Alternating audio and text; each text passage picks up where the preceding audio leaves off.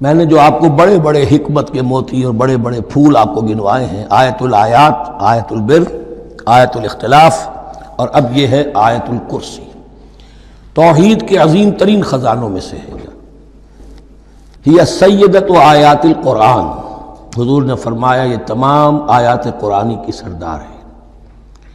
جس طریقے سے آیہ بر اور سورۃ العصر میں ایک نسبت ہے کہ ہدایت اور نجات کی شرائط ساری کی ساری ایک چھوٹی سی صورت میں اللہ نے جمع کر دی، والعصر ان الانسان لفی خسر الا الذین آمنوا وعملوا الصالحات وتواصوا بالحق وتواصوا بالصبر، لیکن اس کی تفصیل ایک آیت میں آئی، وہ آیت البر ہے۔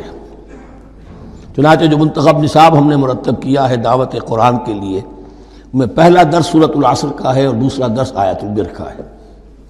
جو نسبت سورۃ العصر میں ہے کہ وہ سورت ہے، یہ آیت ہے، لیکن اس آیت میں کئی سورتیں نکل سکتی ہیں حجم کے اعتبار سے سورۃ العصر کے برابر۔ یہی نسبت ہے سورہ اخلاص میں، 4 آیتیں، توحید کا عظیم ترین خزانہ، اور یہ آیت الکرسی، یہ آیت ہے سورہ اخلاص، اس میں 4 بن جائیں گی حجم کے اعتبار سے، لیکن اسے حضور نے ثلث قرآن قرار دیا ہے۔ توحید کے موضوع پر جامع ترین سورۃ الاخلاص، لیکن توحید اور خاص طور پر توحید فی الصفات کے موضوع پر عظیم ترین آیت یہ آیت الکرسی ہے۔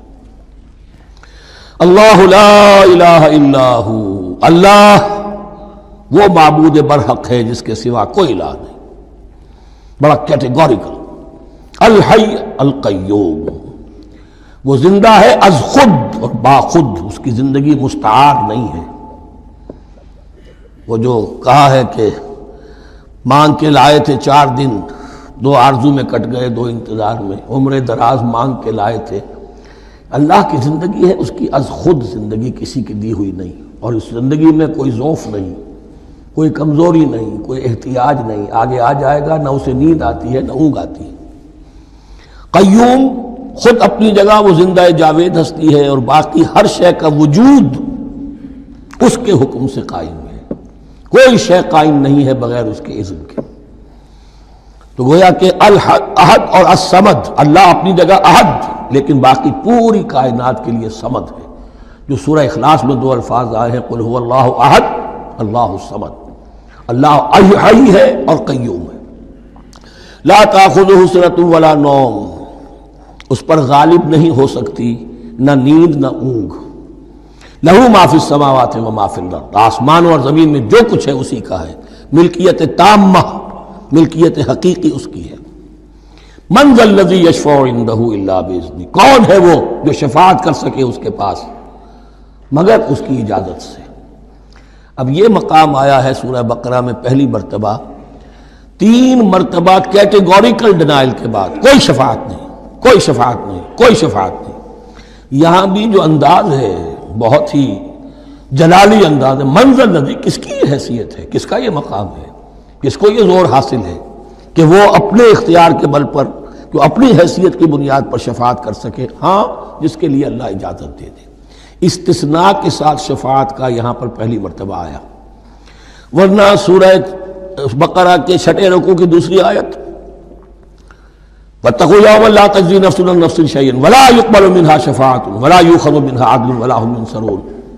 15 رکوع کی دوسری آیت، واتقوا یوما لا تجزی نفس عن نفس شیئا ولا یقبل منها عدل ولا تنفعها شفاعۃ ولا هم ينصرون۔ اور اب اس سے پہلے کی آیت میں آ چکا ہے ولا شفاعہ، کوئی شفاعت مفید نہیں ہوگی، لیکن یہ کہ اس میں ایک استثناء ہے۔ اب یہ ذرا باریک مسئلہ ہے کہ شفاعت حقہ کیا ہے، شفاعت باطلہ کیا ہے، تو دورہ ترجمہ قرآن میں اتنی تفاصیل کے ساتھ بحث نہیں کی جا سکتی، وہ ایک علیحدہ موضوع ہے، حال ہی میں نے اس پر اپنے درس ریکارڈ کرا دیے ہیں۔ یعلم ما بین ایدیہم وما خلفہم، وہ جانتا ہے جو کچھ ان کے سامنے اور جو اس کو پیچھے ہے۔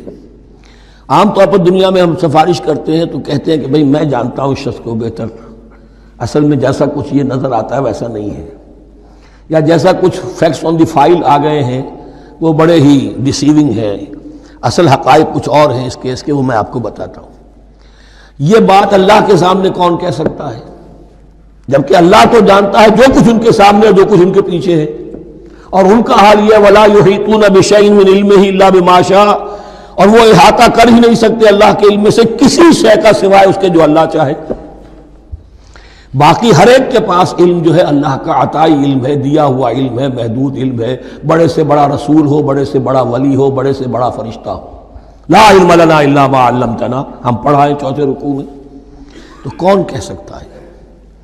من ذا الذی یشفع عنده الا باذنہ یعلم ما بین ایدیہم وما خلفہم ولا یحیطون بشیء من علمہ الا بما شاء وسع کرسیہ السماوات والارض۔ اس کی کرسی تمام آسمانوں اور زمین کو محیط ہے۔ اب کرسی کے دو مفہوم یہاں ہو سکتے ہیں، ایک تو یہ کہ اس سے جو معنی مراد ہے یعنی اس کا اقتدار،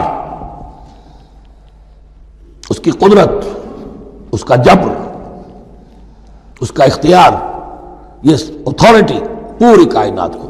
ایک یہ بھی ہو سکتا ہے کہ اللہ تعالیٰ کے لیے ہم نہیں جان سکتے، یہ آیات متشابہات میں سے ہیں کہ کوئی شے بھی ہو واقعتاً جس کو ہم اسے کرسی کہہ سکیں۔ عرش، کرسی، ان سب کے بارے میں یہ دونوں باتیں ذہن میں رکھیے۔ یہ بھی ہو سکتا ہے کہ ان کی کوئی مجسم حقیقت ہو جو ہمارے ذہن سے، ہمارے تخیل سے ماورا ہے، اور یہ بھی ہو سکتا ہے اس سے استعارہ مراد ہو۔ اس کا اقتدار و اختیار آسمانوں اور زمین پر چھایا ہوا ہے۔